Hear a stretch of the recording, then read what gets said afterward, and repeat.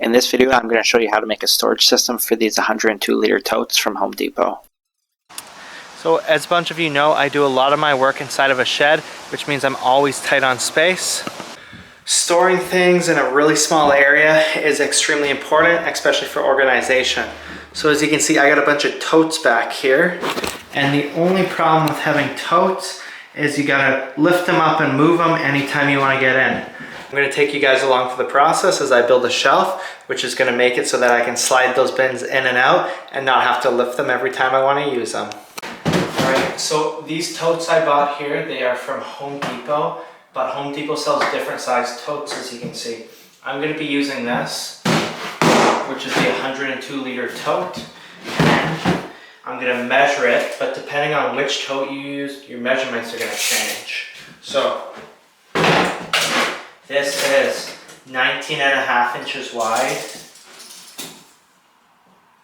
15.5 inches tall, 28.5 inches long. I'm gonna make my shelf 5 stacks high, which is gonna come out to approximately 86 inches. So to build this 5 bins high, we are gonna need 5 2x4 8-foot, and then we're gonna use 4 2x2 pieces of strapping. These are also 8-foot.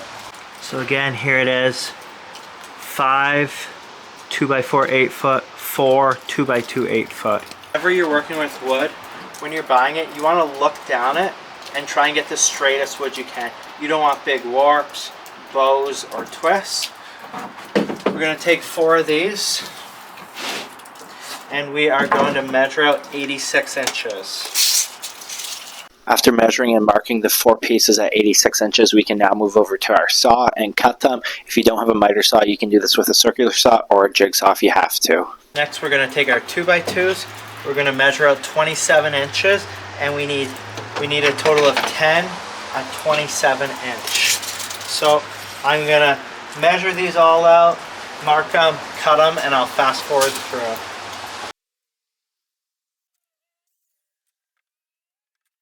We should have 1 2x4 left. That's still 8-foot. We're going to mark 4 pieces at 20.25 inch. If you don't have a miter saw, you can use a circular saw. This is a fancy one, but really, whatever you have, you can probably cut this with. So when you're using a circular saw, it's a little different. You have to keep a square on, and then you line up the blade. Just like that. We're going to cut 4.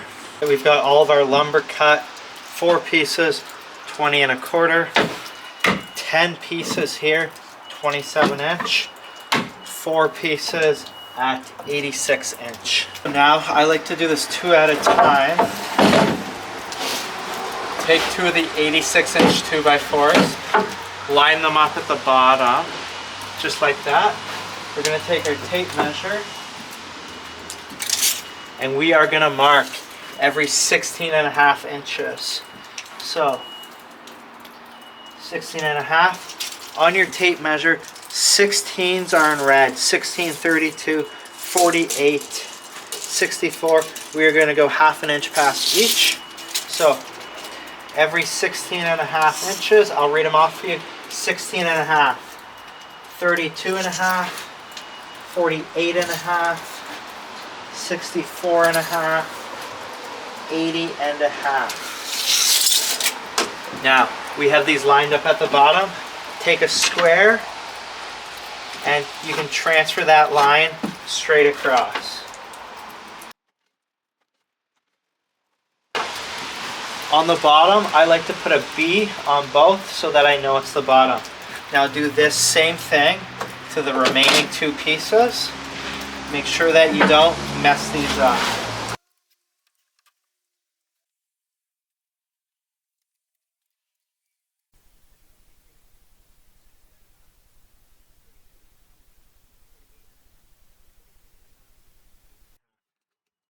Take your 2 pieces with all the marks, line them up at the bottom. Now take your piece of 2x2, make sure that it's flush on the side and flush on this side. Now we're going to put some screws in here. It really doesn't matter what kind of screws you use. I'm going to be using these panhead screws just because I have some extras, but you could simply use wood screws. I would recommend 2.5-inch screws though. So we're going to pre-drill every time. Let's attach the first 2x2. We're going to start at the bottom. It's going to sit on the 16.5-inch line, and then the next one is going to sit on the 32.5-inch line, and do this all the way up. So that's what we have here. Now we're going to do the exact same for the other one. We're going to use the other two 86.5-inch pieces and the 2x2s, screw them on. One screw per 2x2 should be fine on each end. If you want, you can add a second. Now grab your four 20.25-inch pieces, and we are going to screw them onto the bottom as well as the top of the 2x4s. You can do this by screwing up from the bottom, or you can toenail as I'm doing here with screws. Again, 2 screws per will be fine. So I just screwed all these in. You can screw up from the bottom, it's a little harder. Toe screwing it is a little easier to do by yourself, but you want them to be flush. As you can see, this is flush. This is also flush. Same on that end. Now that we have all 4 boards on, we're going to take the other piece. Make sure that the ends are the same. And we are going to take this, line it up top. And again, we want this to be flush.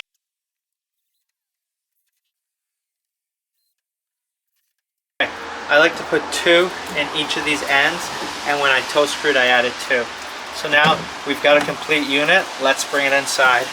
It is such a pain to have to lift these just to access the tote, so let's put this thing in place. Now I can take these totes and slide them in. And do this the whole way up.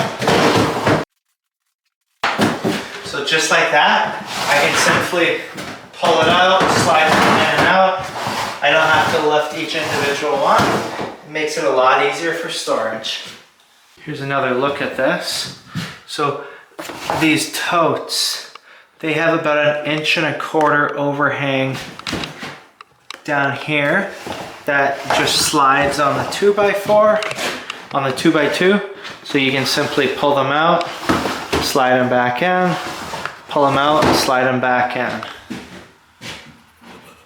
I hope that you guys found this video helpful. Remember, this was for the 102-liter totes. You can buy different size totes. I'm going to be posting a second video where I build another set for the 64-liter totes, so subscribe and stay tuned.